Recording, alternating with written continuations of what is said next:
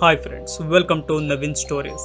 ಸ್ನೇಹಿತರೆ, 7 ತಿಂಗಳ ಹಿಂದೆ ಕಾಣೆಯಾದ ಅನಾಥ ಹುಡುಗಿ ಒಂದು ಸೀಕ್ರೆಟ್ ಟನಲ್ನಲ್ಲಿ ಪತ್ತೆಯಾಗ್ತಾಳೆ. ಆಗ ಡಿಟೆಕ್ಟಿವ್ ಆ ಹುಡುಗಿಯನ್ನು ಒಂದು ಚರ್ಚ್ನಲ್ಲಿ ಇರಿಸ್ತಾನೆ. ಆ ಚರ್ಚ್ನವರು ಅಲ್ಲಿರುವ ಹುಡುಗಿಯರಿಗೆ ಭಯಾನಕವಾದ ರಿಚುವಲ್ಸ್ ಅನ್ನು ಮಾಡಿಸುತ್ತಿರುತ್ತಾರೆ. ಅಲ್ಲಿಗೆ ಹೋದಾಗಿನಿಂದ ಆ ಅನಾಥ ಹುಡುಗಿಗೆ ಸೀಕ್ರೆಟ್ ಟನಲ್ನಲ್ಲಿ ಆದ ಭಯಾನಕ ಅನುಭವಗಳು ನೆನಪಾಗಲು ಶುರುವಾಗುತ್ತೆ. ಸ್ನೇಹಿತರೆ, ನಿಜವಾಗಿಯೂ ಆ ಟನಲ್ನಲ್ಲಿ ಏನಾಯಿತು ಗೊತ್ತಾ? ಆ ಚರ್ಚ್ನಲ್ಲಿ ನಡೆಯುತ್ತಿದ್ದ ರಿಚುವಲ್ಗಳು ಏನು? ಈ ಮೂವಿಯ ತುಂಬ ವಿಭಿನ್ನವಾದ ಹಾರರ್ ಸ್ಟೋರಿಗಳೇ ತುಂಬಿಕೊಂಡಿವೆ. ಹಾಗಾಗಿ ಈ ವಿಡಿಯೋ ತುಂಬ ಥ್ರಿಲ್ಲಿಂಗ್ ಆಗಿರುತ್ತೆ. ಸೊ ವಿಡಿಯೋನ ಕೊನೆವರೆಗೂ ನೋಡಿ.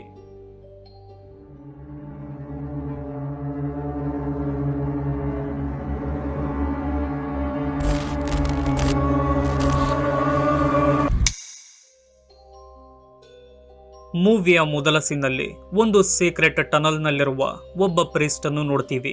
ಆ ಜಾಗದಲ್ಲಿ ಯಾವುದೋ ಭಯಾನಕ ಶಕ್ತಿ ಇರುತ್ತೆ. ಅದರ ಫೀಲ್ ಅವನಿಗೆ ಆದ ಕೂಡಲೇ ತುಂಬಾ ಭಯದಿಂದ ಕ್ರಾಸ್ ಹಿಡಿದು ಪ್ರೇಯರ್ ಮಾಡಲು ಶುರು ಮಾಡ್ತಾನೆ. ಆಗ ಆತ ಏನನ್ನು ನೋಡಿ ತುಂಬಾ ಗಾಬರಿಯಾದ ಕೂಡಲೇ ಸೀನ್ ಚೇಂಜ್ ಆಗುತ್ತೆ. ಈ ಸೀನಲ್ಲಿ ಒಂದು ಚರ್ಚ್ ಅನ್ನು ನೋಡ್ತೀವಿ. ಅದರಲ್ಲಿರುವ ಒಂದು ಹುಡುಗಿಗೆ ಕಣ್ಣಿಗೆ ಬಟ್ಟೆ ಕಟ್ತಾರೆ. ನಂತರ ಅವಳನ್ನು ಅಲ್ಲಿನ ಒಂದು ಕರ್ಸ್ ಆಬ್ಜೆಕ್ಟ್ಗಳಿರುವ ರೂಮ್ಗೆ ಕಳಿಸ್ತಾರೆ. ಆಗ ಆ ಹುಡುಗಿ ಅಲ್ಲಿದ್ದ ಎಷ್ಟು ಆಬ್ಜೆಕ್ಟ್ಗಳನ್ನ ಬಿಟ್ಟು ಒಂದು ಆಬ್ಜೆಕ್ಟ್ ಅನ್ನ ಎತ್ತಿಕೊಳ್ತಾಳೆ. ಅದು ಕರ್ಸ್ ಆಗಿರುವ ಮಿರರ್ ಆಗಿರುತ್ತೆ. ಅದನ್ನು ಮುಟ್ಟಿದ ಕೂಡಲೇ ಅವಳಿಗೆ ಒಂದು ಹಾರರ್ ಸ್ಟೋರಿ ಶುರುವಾಗುತ್ತೆ. ಅದೇನೆಂದರೆ, ಒಂದು ಮನೆಯಲ್ಲಿ ಸಾರಾ ಎಂಬ ಹುಡುಗಿ ಇರ್ತಾಳೆ. ಈಕೆಗೆ ತಾಯಿ ಇರೋದಿಲ್ಲ. ಇವಳನ್ನು ಸಾಕಿರೋದು ಅವಳ ತಾಯಿಯ ತಂಗಿಯಾದ ಲಿನ್ ಎಂಬ ಮಹಿಳೆಯಾಗಿರ್ತಾಳೆ. ಆಗ ಇದ್ದಕ್ಕಿದ್ದಂತೆ ಸಾರಾಗೆ ಭಯವಾಗಲು ಶುರುವಾಗುತ್ತೆ. ಯಾರು ಇಲ್ಲಿದ್ದಾರೆ? ಅವರು ನನ್ನನ್ನೇ ನೋಡುತ್ತಿದ್ದಾರೆ ಎಂಬಂತೆ ನನಗೆ ಅನ್ನಿಸುತ್ತಿದೆ. ಸ್ವಲ್ಪ ದಿನದಿಂದ ಈ ಫೀಲ್ ನನಗಾಗುತ್ತಿದೆ ಎಂದು ಭಯದಿಂದಲೇ ಲಿನ್ಗೆ ಹೇಳಿ ಅಳ್ತಾಳೆ. ಆಗ ಅವಳಿಗೆ ಸಮಾಧಾನ ಮಾಡುವ ಲಿನ್ ಹೀಗೆ ಹೇಳ್ತಾಳೆ, ನನ್ನ ಹತ್ತಿರ ಯಾರು ಇದ್ದಾರೆ ಎಂದು ನೀನು ಹೇಳಿದೆ, ಅದು ನಿಜ. ನಿನಗೆ ಆ ಪ್ರೆಸೆನ್ಸ್ ಫೀಲ್ ಆಗುತ್ತಿದೆ ಎಂದರೆ ನಿನ್ನ ಸುತ್ತ ಯಾವುದೋ ಎಂಟಿಟಿ ಇರುತ್ತೆ. ಅದು ನಿನ್ನ ಭಯವನ್ನು, ನಿನ್ನ ದುಃಖ ಹಾಗೂ ನೋವನ್ನು ಕನ್ಸ್ಯೂಮ್ ಮಾಡುತ್ತೆ. ಈ ರೀತಿ ಮಾಡಿ ಅದರ ಶಕ್ತಿಯನ್ನು ಹೆಚ್ಚಿಸಿಕೊಳ್ಳುತ್ತೆ. ಭಯ ಪಡಬೇಡ. ನಿನ್ನ ರೀತಿಯ ನನಗೂ ಹಾಗೂ ನಿನ್ನ ಅಮ್ಮನಿಗೂ ಚಿಕ್ಕ ವಯಸ್ಸಿನಲ್ಲಿ ಆಗುತ್ತಿತ್ತು. ಆದರೆ ನಿನ್ನ ಅಮ್ಮ ತುಂಬಾ ಭಯಪಡುತ್ತಿದ್ದಳು. ಆದರೆ ನಾನು ಸಿಕ್ಕ ಒಂದು ಡಾರ್ಕ್ ರಿಚುವಲ್ ಬುಕ್ನಿಂದ ಇದಕ್ಕೆ ಪರಿಹಾರವನ್ನ ಕಂಡುಕೊಂಡೆ. ಆ ರಿಚುವಲ್ ಮಾಡಿ ನನ್ನ ಭಯವನ್ನ ದೂರವಾಗಿಸಿಕೊಂಡೆ. ಆದರೆ ನಿನ್ನ ತಾಯಿ ರಿಚುವಲ್ ಮಾಡೋದನ್ನ ಬಿಟ್ಟು ಮಾತ್ರೆಗಳ ಮೊರೆ ಹೋದಳು. ಅದರಿಂದ ಅವಳ ಸಾವಾಯಿತು ಎಂದು ಹೇಳ್ತಾಳೆ. ಆಗ ಸಾರಾ, ದಯವಿಟ್ಟು ಆ ರಿಚುವಲ್ನ ಬಗ್ಗೆ ನನಗೆ ಹೇಳಿ, ನಾನು ಕೂಡ ಅದನ್ನ ಮಾಡ್ತೀನಿ ಎಂದಾಗ ಲಿನ್ ಅದರ ಬಗ್ಗೆ ಹೇಳ್ತಾಳೆ. ಯಾರು ಇಲ್ಲದ ರೂಮ್ನಲ್ಲಿ ಕ್ಯಾಂಡಲ್ಗಳನ್ನ ಹಚ್ಚಿ ಕನ್ನಡಿಯನ್ನು ಹಿಡಿದು ಕೂರಬೇಕು. ನಂತರ ನಿನಗೆ ತೊಂದರೆ ಕೊಡುತ್ತಿರುವ ಡೀಮನ್ ಅನ್ನು ಕೂಗಿ ಕರೆಯಬೇಕು. ಆಗ ಅದು ಕನ್ನಡಿಯಲ್ಲಿ ಕಾಣುತ್ತೆ. ಕಂಡ ಕೂಡಲೇ ಸುತ್ತಿಗೆಯಿಂದ ಆ ಕನ್ನಡಿಯನ್ನು ಹೊಡೆಯಬೇಕಷ್ಟೇ ಎಂದು ಹೇಳ್ತಾಳೆ. ನಂತರ ಸಾರಾ ಅವಳು ಹೇಳಿದಂತೆ ಎಲ್ಲ ಅರೇಂಜ್ಮೆಂಟ್ ಮಾಡಿಕೊಳ್ತಾಳೆ. ಕನ್ನಡಿಯನ್ನು ನೋಡುತ್ತಾ ಆ ಡೀಮನ್ ಅನ್ನು ಕೂಗ್ತಾಳೆ. ಆಗ ಅವಳಿಗೆ ಕನ್ನಡಿಯಲ್ಲಿ ಆ ಡಿಮೋನಿಕ್ ಎಂಟಿಟಿ ಕಾಣುತ್ತೆ. ಭಯದಿಂದ ತಿರುಗಿ ನೋಡಿದಾಗ ಅಲ್ಲಿ ಅವಳಿಗೆ ಸತ್ತು ಹೋಗಿರುವ ಅವಳ ತಾಯಿ ಕಾಣ್ತಾಳೆ. ನೋಡುತ್ತಿದ್ದಂತೆ ಆಕೆ ಲಿನ್ ಆಗಿ ಬದಲಾಗ್ತಾಳೆ. ಆಗ ಅವಳು ಒಂದು ಟೂಲ್ನಿಂದ ಸಾರಾಗೆ ಚುಚ್ಚಿ ಬಿಡ್ತಾಳೆ. ಅದರಿಂದ ಸಾರಾ ಅಲ್ಲಿಯೇ ಸತ್ತೋಗ್ತಾಳೆ. ತುಂಬಾ ಸಮಯದ ನಂತರ ಸಾರಾ ಜೀವಂತವಾಗಿ ಎದ್ದೇಳ್ತಾಳೆ. ಆಗ ನಮಗೆ ಗೊತ್ತಾಗುತ್ತೆ ಇದು ಸಾರಾಳ ಆತ್ಮ ಎಂದು. ಸಾರಾ ಸತ್ತವರ ಲೋಕದಲ್ಲಿ ಇರ್ತಾಳೆ. ಅಲ್ಲಿ ಅವಳಿಗೆ ಲಿನ್ನ ಆತ್ಮ ಕೂಡ ಕಾಣುತ್ತೆ. ಆದರೆ ಅವಳನ್ನು ಎಷ್ಟೇ ಕೂಗಿದರೂ ಮಾತಾಡಲ್ಲ. ಅಲ್ಲಿದ್ದ ಟಿವಿಯಲ್ಲಿ ಲಿನ್ನ ಧ್ವನಿ ಕೇಳುತ್ತೆ. ಅವಳು ಸಾರಾ ಜೊತೆ ಮಾತಾಡಲು ತುಂಬಾ ಪ್ರಯತ್ನ ಪಡುತ್ತಿರುತ್ತಾಳೆ. ನಂತರ ಆ ಧ್ವನಿಯು ನಿಂತು ಹೋಗುತ್ತೆ. ಸ್ನೇಹಿತರೆ, ಲಿನ್ ಒಂದು ಡಿಮೋನಿಕ್ ಎಂಟಿಟಿಗೆ ಪೊಸೆಸ್ ಆಗಿರ್ತಾಳೆ. ಆ ಎಂಟಿಟಿ ಲಿನ್ ಆತ್ಮವನ್ನು ಸತ್ತವರ ಲೋಕದಲ್ಲಿ ಲಾಕ್ ಮಾಡಿರುತ್ತೆ. ಡಿಮೋನಿಕ್ ಪೊಸೆಷನ್ ನಲ್ಲಿದ್ದ ಲಿನ್ ಸಾರಾ ಕೈಲಿ ಒಂದು ಡಿಮೋನಿಕ್ ರಿಚುವಲ್ ಮಾಡಿಸಿ ಅವಳನ್ನು ಕೊಂದು ಅವಳ ಆತ್ಮವನ್ನು ನರಕಕ್ಕೆ ಕಳಿಸುತ್ತೆ. ಇತ್ತ ಮನುಷ್ಯರ ಲೋಕದಲ್ಲಿರುವ ಸತ್ತಿರುವ ಸಾರಾನನ್ನು ನೋಡಿ ಆ ಡೀಮನ್ ಜೋರಾಗಿ ನಗುತ್ತಿರುತ್ತೆ. ಆಗ ಆ ಸ್ಟೋರಿ ಎಂಡ್ ಆಗುತ್ತೆ. ಈ ವಿಷನ್ ಆ ಹುಡುಗಿಗೆ ಕಂಡ ಕೂಡಲೇ ಆಕೆ ತುಂಬಾ ಭಯಪಡ್ತಾಳೆ. ಅವಳ ಬಾಯಿಯಿಂದ ರಕ್ತ ಬರುತ್ತೆ. ನೆಕ್ಸ್ಟ್ ಸೀನ್ನಲ್ಲಿ ಸೇಂಟ್ ಕ್ಯಾಥರಿನ್ ಎಂಬ ಚರ್ಚ್ಗೆ ಒಂದು ಹುಡುಗಿಯನ್ನು ಕರೆದುಕೊಂಡು ಬಂದಿರುವ ಡಿಟೆಕ್ಟಿವ್ ಮಿಲ್ಸ್ನನ್ನು ನೋಡ್ತೀವಿ. ಆ ಹುಡುಗಿಯ ಹೆಸರು ಎಲಿ ಎಂದು. ಆಗ ಅವರನ್ನು ಸಿಸ್ಟರ್ ಎಲಿಜಬೆತ್ ಬರಮಾಡಿಕೊಳ್ತಾಳೆ. ನಂತರ ಡಿಟೆಕ್ಟಿವ್ನನ್ನು ಮದರ್ ಸುಪೀರಿಯರ್ ಆದ ಸೂಸನ್ ಬಳಿ ಕಳಿಸಿಕೊಡ್ತಾಳೆ. ಆಗ ಆತ ಸೂಸನ್ಗೆ ಹೀಗೆ ಹೇಳ್ತಾನೆ, ನಾನು ಕರೆದುಕೊಂಡು ಬಂದಿರುವ ಹುಡುಗಿ ಎಲಿ ಎಂದು. ಅವಳು 7 ತಿಂಗಳ ಹಿಂದೆ ಮಿಸ್ ಆಗಿದ್ದಳು. ನಂತರ ನಾವು ಅವಳನ್ನು ಒಂದು ಸೀಕ್ರೆಟ್ ಟನಲ್ನಲ್ಲಿ ಹುಡುಕಿದೋ. ಒಬ್ಬ ಪ್ರೀಸ್ಟ್ ಅವಳನ್ನು ಕಿಡ್ನಾಪ್ ಮಾಡಿ ಅಲ್ಲಿ ಬಂಧಿಸಿದ್ದ. ಎಲಿಯೊಬ್ಬಳು ಅನಾಥೆ. ಅವಳನ್ನು ಇಟ್ಟುಕೊಂಡು ಸೆಟಾನಿಕ್ ರಿಚುವಲ್, ಬ್ಲ್ಯಾಕ್ ಮ್ಯಾಜಿಕ್ ಅನ್ನು, ಕೆಟ್ಟ ಪ್ರಾಕ್ಟೀಸ್ಗಳನ್ನು ಎಕ್ಸ್ಪೆರಿಮೆಂಟ್ ಮಾಡಿದ್ದಾನೆ. ನಾನು ಅವಳ ಬ್ಲಡ್ ರಿಲೇಟಿವ್ ಅನ್ನು ಹುಡುಕುವವರೆಗೆ ಅವಳನ್ನು ನೀವೇ ನೋಡಿಕೊಳ್ಳಬೇಕು. ಅದಕ್ಕಾಗಿ ಅವಳನ್ನು ಇಲ್ಲಿಗೆ ಕರೆದುಕೊಂಡು ಬಂದಿದ್ದೀನಿ ಎಂದು ಡಿಟೆಕ್ಟಿವ್ ಹೇಳ್ತಾನೆ. ಆಗ ಸೂಸನ್ ಅವಳ ಜವಾಬ್ದಾರಿ ನಮ್ಮದು ಎಂದಾಗ ಡಿಟೆಕ್ಟಿವ್ ಎಲಿಯನ್ನು ಅಲ್ಲಿಯೇ ಬಿಟ್ಟು ಹೊರಡುತ್ತಾನೆ. ಆಗ ಸಿಸ್ಟರ್ ಎಲಿಜಬೆತ್ ಎಲಿಗೆ ಒಂದು ರೂಮನ್ನ ಕೊಟ್ಟು ಅಲ್ಲಿಂದ ಹೊರಡ್ತಾರೆ. ಆದರೆ ಅವಳಿಗೆ ನಿದ್ದೆ ಬರೋದಿಲ್ಲ. ಅಂಡರ್ ಗ್ರೌಂಡ್ ಟನಲ್ನಲ್ಲಿ ಆದ ಭಯಾನಕ ಘಟನೆಗಳನ್ನೇ ನೆನಪಿಸಿಕೊಂಡು ತುಂಬಾ ನಡುಗುತ್ತಿರುತ್ತಾಳೆ. ನೆಕ್ಸ್ಟ್ ಡೇ ಬೆಳಿಗ್ಗೆ ಸಿಸ್ಟರ್ ಎಲಿಜಬೆತ್ ಅವಳ ಬಳಿ ಬಂದು ಹೀಗೆ ಹೇಳ್ತಾರೆ, ನೀನು ಕೂಡ ಈ ದಿನ ನಡೆಯುವ ಸೆರೆಮನಿಯಲ್ಲಿ ಪಾಲ್ಗೊಳ್ಳಬೇಕು. ಅಲ್ಲಿ ನಮ್ಮ ಸಿಸ್ಟರ್ಸ್ ಕಣ್ಣಿಗೆ ಬಟ್ಟೆಯನ್ನು ಕಟ್ಟಿಕೊಂಡು ಅತಿ ಕರ್ಸಾದ, ಅಂದರೆ ಸೆಟಾನಿಕ್ ರಿಚುವಲ್ಗಳಲ್ಲಿ ಬಳಸಲಾದ ಅತಿ ಶಾಪಗ್ರಸ್ತವಾದ ಟೋಟಮ್ಗಳಿರುವ ಜಾಗಕ್ಕೆ ಹೋಗ್ತಾರೆ.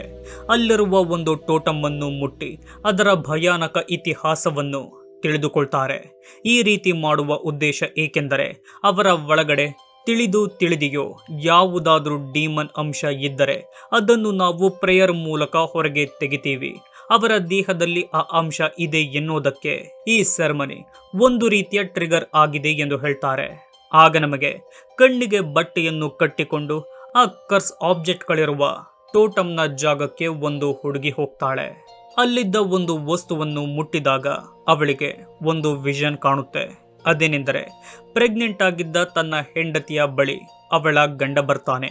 ಅವಳಿರುವ ಸ್ಥಿತಿಯನ್ನು ನೋಡಿದ ನಮಗೆ ಗೊತ್ತಾಗುವುದೇನೆಂದರೆ ಈತ ಇವಳಿಗೆ ತುಂಬಾ ಟಾರ್ಚರ್ ಮಾಡಿದ್ದಾನೆ ಎಂದು. ಅವಳನ್ನು ಕೊಲ್ಲೋದಕ್ಕೂ ಪ್ರಯತ್ನ ಪಟ್ಟಿರ್ತಾನೆ. ಏಕೆಂದರೆ ಅವನಿಗೆ ಒಂದು ಅನುಮಾನ ಇರುತ್ತೆ. ಅದೇನೆಂದರೆ ಅವಳ ಹೊಟ್ಟೆಯಲ್ಲಿರುವ ಮಗು ನನ್ನದಲ್ಲ, ಅದು ಡೆವಿಲ್ನ ಮಗು ಎಂದು. ಆ ಮಗು ಜನ್ಮ ತೆಗೆದುಕೊಳ್ಳಲು ಆತ ಬಿಡದೆ ಚಾಕುಯಿಂದ ಅವಳ ಹೊಟ್ಟೆಗೆ ಒಂದೇ ಸಮನೆ ಚುಚ್ಚುತ್ತಾನೆ.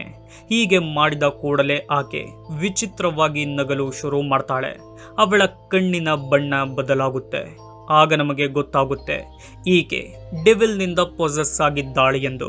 ಆಗ ಆ ವ್ಯಕ್ತಿ ಚಾಕುವಿನಿಂದ ಅವಳ ಹೊಟ್ಟೆಗೆ ಎಷ್ಟೇ ಚುಚ್ಚಿದರೂ ಅವಳ ಹೊಟ್ಟೆಯಲ್ಲಿರುವ ಮಗು ಸಾಯುತ್ತಿರೋದಿಲ್ಲ. ಆಗ ಅವನ ಹಿಂದೆ ಡೆವಿಲ್ ನಿಂತಿರೋದು ನಮಗೆ ಕಾಣುತ್ತೆ. ಅದು ಇಲ್ಲೇ ಇದೆ ಎಂದು ತಿಳಿದ ಆ ವ್ಯಕ್ತಿ ಅದೇ ಚಾಕುವಿನಿಂದ ತನ್ನ ಕತ್ತನ್ನು ತುಂಬಾ ಭೀಕರವಾಗಿ ಕೊಯ್ದುಕೊಂಡು ಸತ್ತೋಗ್ತಾನೆ. ಆಗ ಆಕೆ ಡೆವಿಲ್ನ ಮಗುವಿಗೆ ಜನ್ಮ ಕೊಡ್ತಾಳೆ. ಆಗ ಡೆವಿಲ್ ತನ್ನ ಅಂಶದ ಮಗುವನ್ನ ಎತ್ತಿಕೊಳ್ಳುತ್ತೆ. ಈ ಘಟನೆಯನ್ನು ನೆನಪಿಸಿಕೊಂಡ ಆ ಹುಡುಗಿಯ ಕೈ ಕೂಡ ಸುಟ್ಟು ಹೋಗುತ್ತೆ. ಇತ್ತ ಎಲಿಯ ಬಳಿ ಸಿಸ್ಟರ್ ಎಲಿಜಬೆತ್ ಬರ್ತಾಳೆ. ನನ್ನಲ್ಲಿ ಒಂದು ಶಕ್ತಿ ಇದೆ. ನಾನು ಯಾರನ್ನಾದರೂ ಮುಟ್ಟಿದರೆ ನನಗೆ ಅವರ ಪಾಸ್ಟ್ ಏನು ಎಂದು ಗೊತ್ತಾಗುತ್ತೆ. ನಿನ್ನ ಕೈಯನ್ನು ನಾನು ಮುಟ್ಟಬಹುದಾ ಎಂದು ಕೇಳ್ತಾಳೆ. ಅದಕ್ಕೆ ಎಲಿ ಸರಿ ಎಂದು ಹೇಳಿದಾಗ ಎಲಿಜಬೆತ್ ಅವಳ ಕೈಯನ್ನು ಮುಟ್ತಾಳೆ. ಅದರಿಂದ ತುಂಬಾ ಹೆದರುವ ಎಲಿಜಬೆತ್ ಅಲ್ಲಿಂದ ಹೊರಟೋಗ್ತಾಳೆ. ಆಗ ಅವಳಿಗೆ ಗೊತ್ತಾಗುತ್ತೆ ಎಲಿಯ ಒಳಗಡೆ ತುಂಬಾ ಭಯಾನಕವಾದ ಇವಿಲ್ ಇದೆ ಎಂದು. ನಂತರ ಚರ್ಚ್ನಲ್ಲಿದ್ದ ಮತ್ತೊಬ್ಬಳು ಹುಡುಗಿಯನ್ನು ಕಣ್ಣಿಗೆ ಬಟ್ಟೆ ಕಟ್ಟಿ ಆ ಕರ್ಸ್ ರೂಮ್ನ ಒಳಗೆ ಕಳಿಸ್ತಾರೆ. ಆಗ ಆಕೆ ಒಂದು ಕರ್ಸ್ ಕೀಯನ್ನು ಎತ್ತಿಕೊಳ್ತಾಳೆ. ಅವಳಿಗೆ ಕಾಣೋ ವಿಷನ್ ಏನೆಂದರೆ ಒಬ್ಬ ಶೇಖ್ ನಾನು ದೆವ್ವವನ್ನು ಜನರಿಂದ ಓಡಿಸ್ತೀನಿ, ಅವರಿಗೆ ಅದರಿಂದ ಮುಕ್ತಿ ಕೊಡಿಸ್ತೀನಿ ಎಂದು ಮೋಸ ಮಾಡಿಕೊಂಡು ದುಡ್ಡನ್ನು ಸಂಪಾದನೆ ಮಾಡ್ತಿರ್ತಾನೆ. ಆಗ ಅವನಿಗೆ ಒಂದು ಕೆಲಸ ಬರುತ್ತೆ. ಒಂದು ಅಪಾರ್ಟ್ಮೆಂಟ್ನಲ್ಲಿರುವ ಖಲೀದ್ ಎಂಬ ವ್ಯಕ್ತಿ ಕಾಲ್ ಮಾಡಿ ನನ್ನ ಹೆಂಡತಿ ದೇಹದಲ್ಲಿ ಒಂದು ಇವಿಲ್ ಸೇರಿಕೊಂಡಿದೆ, ಅದನ್ನು ನೀವು ಹೊರಗೆ ತೆಗಿಬೇಕೆಂದು ಹೇಳ್ತಾನೆ. ಆಗ ಶೇಖ್ ಅಲ್ಲಿಗೋಗ್ತಾನೆ. ಖಲೀದ್ನನ್ನು ಮಾತಾಡಿಸಿ ಅವನ ಹೆಂಡತಿ ಇರುವ ರೂಮ್ಗೆ ಹೋಗ್ತಾರೆ. ಅವಳ ಕೈ ಕಾಲುಗಳನ್ನು ಖಲೀದ್ ಕಟ್ಟಿ ಹಾಕಿರ್ತಾನೆ. ಆಗ ಶೇಖ್ ಒಂದು ವಸ್ತು ಬೇಕೆಂದು ಖಲೀದ್ನನ್ನು ರೂಮ್ನಿಂದ ಹೊರಗೆ ಕಳಿಸ್ತಾನೆ. ಅವನು ಹೋದ ಕೂಡಲೇ ಒಂದು ಎಲೆಕ್ಟ್ರಿಕ್ ಡಿವೈಸ್ ಅನ್ನು ಎತ್ತಿಕೊಳ್ಳುವ ಆತ ಅದರ ವೈರ್ ಅನ್ನು ಅವನ ಹೆಂಡತಿಯ ಬೆರಳಿಗೆ ಫಿಕ್ಸ್ ಮಾಡ್ತಾನೆ, ಏಕೆಂದರೆ ಶಾಕ್ ಕೊಡೋದಕ್ಕೆ. ಆಗ ಖಲೀದ್ ಅಲ್ಲಿಗೆ ಬರ್ತಾನೆ. ಶೇಕ್ ಮಾಡಿರುವ ಕೆಲಸ ಅವನಿಗೆ ಗೊತ್ತಾಗಲ್ಲ. ಶೇಕ್ ಮಂತ್ರಗಳನ್ನು ಹೇಳುತ್ತಿದ್ದ ಹಾಗೆ ಆ ಬಟನ್ ಅನ್ನು ಪ್ರೆಸ್ ಮಾಡ್ತಾನೆ. ಅದರಿಂದ ಬಂದ ಶಾಕ್ನಿಂದ ಆ ಮಹಿಳೆ ಒದ್ದಾಡ್ತಾಳೆ. ಆಗ ಅವನೇಳ್ತಾನೆ, ನಾನು ನನ್ನ ಮಂತ್ರ ಶಕ್ತಿಯಿಂದ ಇವಳಲ್ಲಿದ್ದ ಡೀಮನ್ ಅನ್ನು ಹೊರಗೆ ಹಾಕಿದ್ದೀನಿ, ನನ್ನ ದುಡ್ಡು ಕೊಟ್ಟರೆ ನಾನು ಹೊರಡುತ್ತೀನಿ ಎಂದು ಹೇಳ್ತಾನೆ. ಆಗ ಖಲೀದ್ ದುಡ್ಡನ್ನು ತರಲು ಹೋಗ್ತಾನೆ. ಈ ಸಮಯದಲ್ಲಿ ಅವಳಿಗೆ ಹಾಕಿದ್ದ ವೈಯರ್ ಅನ್ನು ತೆಗೆಯುವಾಗ ಆಕೆಗೆ ಪ್ರಜ್ಞೆ ಬರುತ್ತೆ. ಆಕೆ ಹೇಳ್ತಾಳೆ, ನನಗೆ ನಿಜವಾಗಿಯೂ ಏನೂ ಆಗಿಲ್ಲ, ನನ್ನ ಹುಟ್ಟಿದ ಮಗು ಸತ್ತೋಯಿತು. ಆಗಿನಿಂದ ಖಲೀದ್ ಈಗಾಡುತ್ತಿದ್ದಾನೆ. ನಮ್ಮ ಮಗುವಿನ ಸಾವಿಗೆ ನನ್ನೊಳಗಿರುವ ಇವಿಲ್ ಕಾರಣ ಎಂದು ನಂಬಿದ್ದಾನೆ. ದಯವಿಟ್ಟು ನನ್ನನ್ನು ಕಾಪಾಡಿ, ನನ್ನೊಳಗೆ ಯಾವುದೇ ಇವಿಲ್ ಇಲ್ಲ ಎಂದು ಕೇಳಿಕೊಳ್ತಾಳೆ. ಆಗ ಖಲೀದ್ನ ಬಳಿ ಹೋಗುವ ಶೇಕ್ ಅವನಿಂದ ದುಡ್ಡನ್ನು ತೆಗೆದುಕೊಂಡು ಅವನ ಹೆಂಡತಿಯ ಬಳಿ ಹೋಗ್ತಾನೆ. ಅವಳ ಕೈಕಾಲಿಗೆ ಹಾಕಿದ್ದ ಹಗ್ಗವನ್ನ ಬಿಚ್ಚಿ ಅವಳನ್ನ ಕರೆದುಕೊಂಡು ಹೋಗಲು ಮುಂದಾಗ್ತಾನೆ. ಆಗ ಖಲೀದ್ ಅಲ್ಲಿಗೆ ಬರ್ತಾನೆ. ಆಗ ಅಲ್ಲಾಗುವ ಜಗಳದಿಂದ ಅವನ ಹೆಂಡತಿಯ ಚಾಕುವಿನಿಂದ ಖಲೀದ್ಗೆ ಚುಚ್ಚಿ ಬಿಡ್ತಾಳೆ. ಆಗ ಶೇಕ್ ಅವಳನ್ನು ಕರೆದುಕೊಂಡು ಆ ರೂಮ್ನಿಂದ ಹೊರ ಬಂದಾಗ ಆಕೆ ಅವನಿಗೆ ಕಾಣೋದೇ ಇಲ್ಲ. ಒಂದು ಜಾಗದಲ್ಲಿ ಅವನಿಗೆ ಜೀವಂತವಾಗಿರುವ ಖಲೀದ್ ಕಾಣ್ತಾನೆ. ಇಲ್ಲೇನಾಗುತ್ತಿದೆ ಎಂದು ಅವನಿಗೆ ಗೊತ್ತೇ ಆಗೋದಿಲ್ಲ. ನಂತರ ಆತ ತುಂಬಾ ಗಾಬರಿಯಾಗ್ತಾನೆ. ಅವನ ಹೆಂಡತಿಯ ರೂಮ್ಗೆ ಪುನಃ ಹೋದಾಗ ಮಂಚದಲ್ಲಿ ಯಾರೋ ಮಲಗಿರ್ತಾರೆ. ಇದೇಗೆ ಸಾಧ್ಯ ಎಂದು ಅಲ್ಲಿಗೋದಾಗ ಗೊತ್ತಾಗುತ್ತೆ, ಅದು ಶೇಕ್ನ ಮಗಳಾಗಿರ್ತಾಳೆ. ಆಗ ಅವನ ಹಿಂದೆ ಖಲೀದ್ನ ಹೆಂಡತಿ ಬರ್ತಾಳೆ.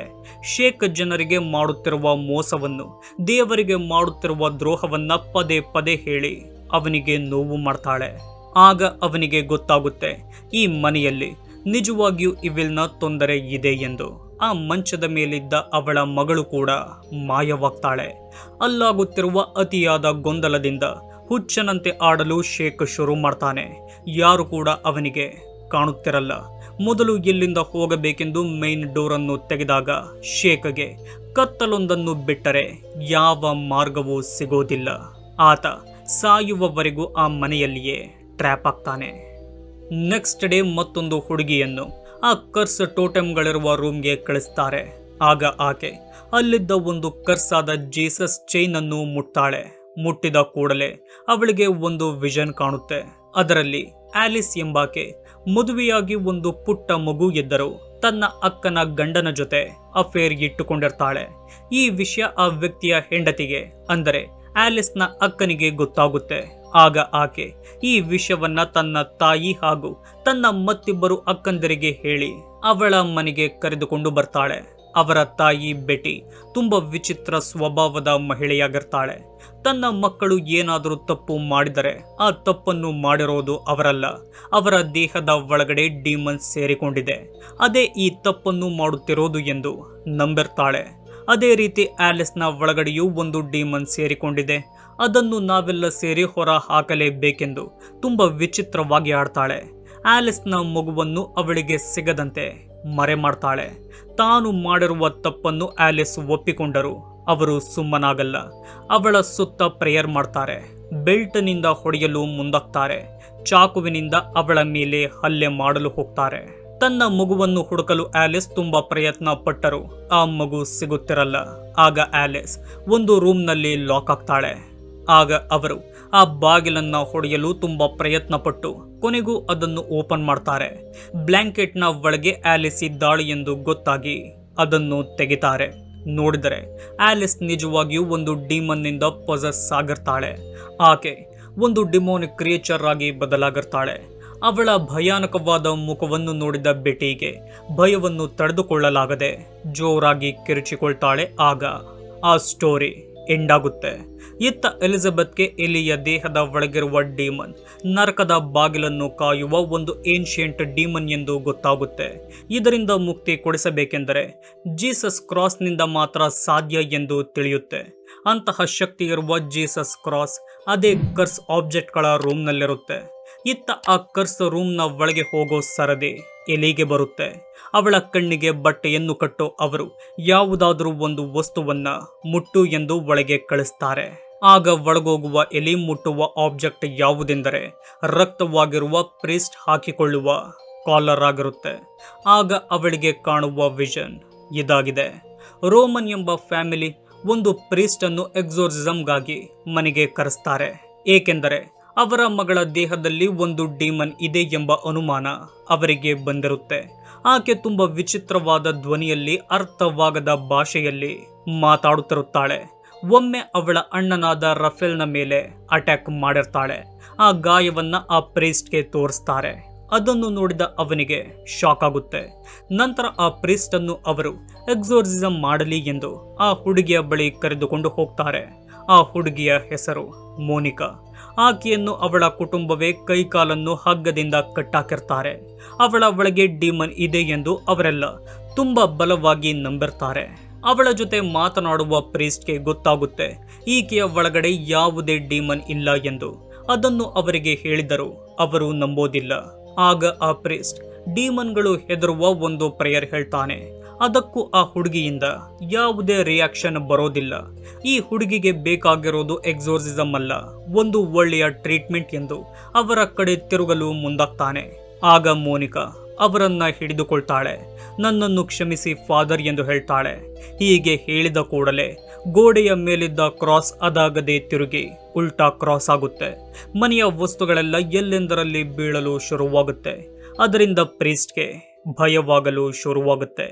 ನಂತರ ಆತ ತನ್ನನ್ನು ಮನೆಗೆ ಕರೆಸಿದ್ದ ಆ ಮೂವರನ್ನು ತಿರುಗಿ ನೋಡಿದಾಗ ಆ ಮೂವರು ಭಯಾನಕ ಡೀಮನ್ಗಳಾಗಿ ಬದಲಾಗಿರ್ತಾರೆ.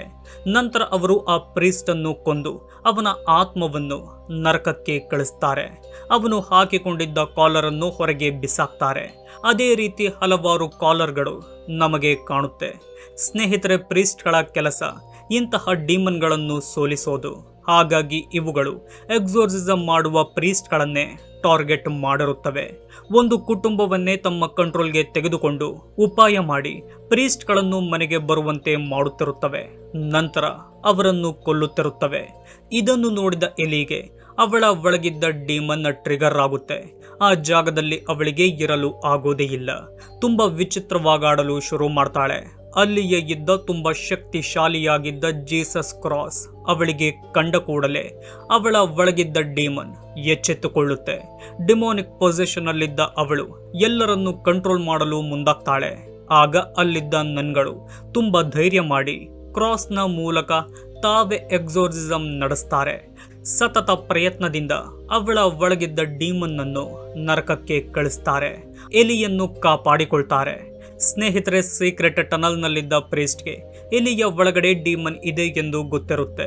ಅವಳನ್ನು ಗುಣ ಮಾಡಬೇಕೆಂದೇ ಅವಳನ್ನು ಕರೆದುಕೊಂಡು ಹೋಗಿ ಒಂದು ಸೀಕ್ರೆಟ್ ಟನಲ್ನಲ್ಲಿ ಬಂಧಿಸಿದ್ದ. ಆದರೆ ಆ ಪ್ರೀಸ್ಟ್ ಅನ್ನು ಕೂಡ ಡಿಮೋನಿಕ್ ಪೊಸೆಷನ್ ಅಲ್ಲಿದ್ದ ಎಲಿ ಸಾಯಿಸಿರ್ತಾಳೆ. ನಂತರ ಎಲಿ ಡಿಟೆಕ್ಟಿವ್ಗೆ ಸಿಗ್ತಾಳೆ. ಆತ ಇವಳನ್ನು ಚರ್ಚ್ಗೆ ಕರೆದುಕೊಂಡು ಬಂದಿರ್ತಾನೆ. ಇತ್ತ ಡಿಟೆಕ್ಟಿವ್ ಮಿಲ್ಸ್ಗೆ ಎಲಿಗೆ ಚಿಕ್ಕಮ್ಮ ಇದ್ದಾರೆ ಎಂಬ ವಿಷಯ ಗೊತ್ತಾಗುತ್ತೆ. ಎಲಿಯನ್ನು ಅವರಿಗೆ ಒಪ್ಪಿಸಲೇಬೇಕೆಂದು ಅವಳನ್ನು ಕರೆದುಕೊಂಡು ಹೋಗಲು ಚರ್ಚ್ಗೆ ಬರ್ತಾನೆ. ಎಲಿ ಪೂರ್ತಿಯಾಗಿ ಗುಣವಾಗಿರ್ತಾಳೆ. ಅವಳಲ್ಲಿರುವ ಭಯ ಕೂಡ ಪೂರ್ತಿಯಾಗಿ ಹೊರಟು ಹೋಗಿರುತ್ತೆ. ನಂತರ ಸಿಸ್ಟರ್ ಎಲಿಜಬೆತ್ ಎಲಿಯನ್ನು ಡಿಟೆಕ್ಟಿವ್ ಜೊತೆ ಕಳಿಸಿಕೊಡ್ತಾರೆ. ಹೋಗೋದಕ್ಕಿಂತ ಮುಂಚೆ ಎಲಿ ಸಿಸ್ಟರ್ ಎಲಿಜಬೆತ್ನನ್ನು ತಬ್ಬಿಕೊಳ್ತಾಳೆ. ಅಲ್ಲಿಗೆ ಸೈಂಟ್ ಕ್ಯಾಥರಿನ್ ಮೂವಿಯನ್ನ ಎಂಡ್ ಮಾಡಲಾಗಿದೆ. ಸ್ನೇಹಿತರೆ, ಈ ನನ್ನ ಎಕ್ಸ್ಪ್ಲೇನ್ ನಿಮಗೆ ಇಷ್ಟವಾಗಿದೆ ಎಂದುಕೊಳ್ತೀನಿ. ಇಷ್ಟವಾಗಿದ್ದರೆ ಈ ವಿಡಿಯೋಗೆ ಲೈಕ್, ಶೇರ್, ಕಮೆಂಟ್ ಮಾಡಿ. ಇದೇ ರೀತಿಯ ವಿಡಿಯೋಗಳಿಗಾಗಿ ನಮ್ಮ ಚಾನಲನ್ನು ಸಬ್ಸ್ಕ್ರೈಬ್ ಮಾಡಿಕೊಳ್ಳಿ. ವಿಡಿಯೋ ನೋಡಿದ್ದಕ್ಕೆ ಧನ್ಯವಾದಗಳು.